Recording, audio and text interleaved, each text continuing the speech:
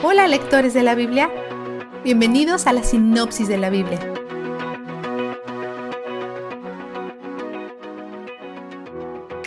Nadie sabe quién escribió Lamentaciones, pero muchos eruditos sugieren que fue Jeremías.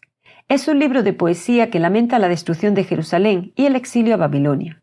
No solamente es esto, por mucho, la peor cosa que jamás les haya sucedido a la gente de Israel. Pero Jeremías pasó años advirtiendo a la gente, mientras también sufría las consecuencias de su renuncia a escuchar. El capítulo 1 se enfoca en la destrucción de la ciudad de Jerusalén, también llamada Sión. La capital de Judá, que una vez florecía, había sido vaciada. Sus enemigos reinan sobre los antiguos habitantes, y ella ha perdido todo.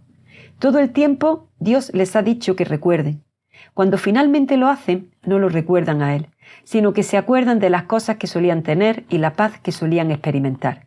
Olvidaron lo que Dios hizo en el pasado y olvidan lo que les ha prometido para su futuro. Cada vez que escogemos el pecado, fallamos en considerar el futuro.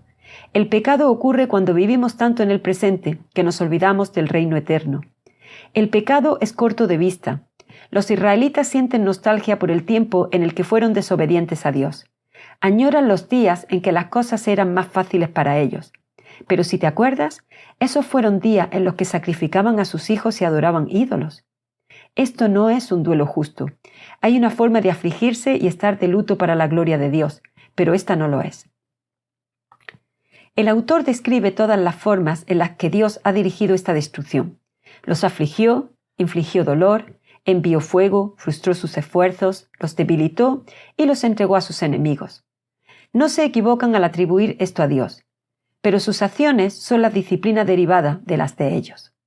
Les dijo todo el tiempo que iba a hacer estas cosas si ellos no se arrepentían. Finalmente, Judá acepta su rol en esto.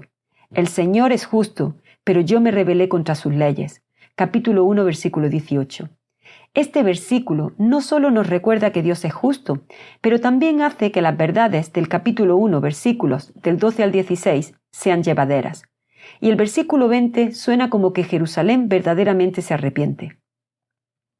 Mi corazón está desconcertado, pues he sido muy rebelde. Ellos lloran y se afligen por sus acciones, no solo por sus consecuencias. Mientras tanto, sus enemigos se regodean por lo que les ha sucedido. En el capítulo 2 tenemos un segundo poema acerca de la caída y destrucción de Jerusalén. Su relación con Dios ha sido afectada por este desastre. El Señor se porta como enemigo. Capítulo 2, versículo 5. Él no es un enemigo, pero ciertamente siente como si lo fuese para ellos. Pero saben que sus acciones están justificadas. Puso en práctica la disciplina necesaria para sus pecados. Las consecuencias de esta disciplina alcanzan más allá de solo la destrucción de su hogar.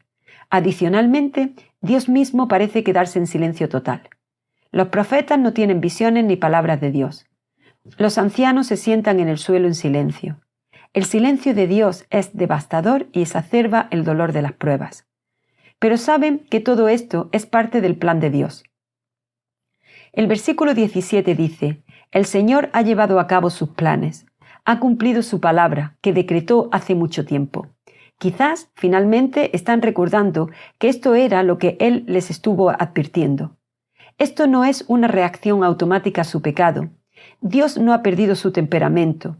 En la peor tragedia de Judá se nos recuerda que Dios es paciente y metódico. No tenemos que andar de puntillas alrededor de Él. No es volátil ni impredecible. Ahora es el tiempo del vistazo de Dios. ¿Qué nos revela acerca de Dios que Él nos haya dado este libro?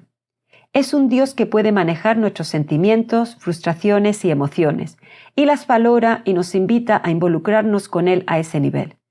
Deja correr el llanto de tu corazón como ofrenda derramada ante el Señor. Capítulo 2, versículo 19.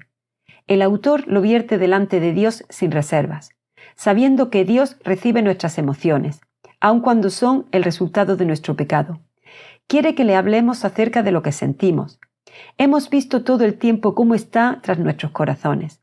No solo desea un amor ficticio unidimensional, se involucra con lo bueno, lo malo y lo feo en nuestros corazones. ¿Cómo puede trabajar con nosotros a esos niveles si mantenemos las emociones feas lejos de Él? ¿Quién hablará verdad a nuestras luchas si las mantenemos en la oscuridad? Arroja un poco de luz sobre ellas. Háblale al respecto. Va a estar contigo ahí en ellas. Él es donde el júbilo está. La sinopsis de la Biblia es presentada a ustedes gracias a B-Group, estudios bíblicos y de discipulado que se reúnen en iglesias y hogares alrededor del mundo cada semana.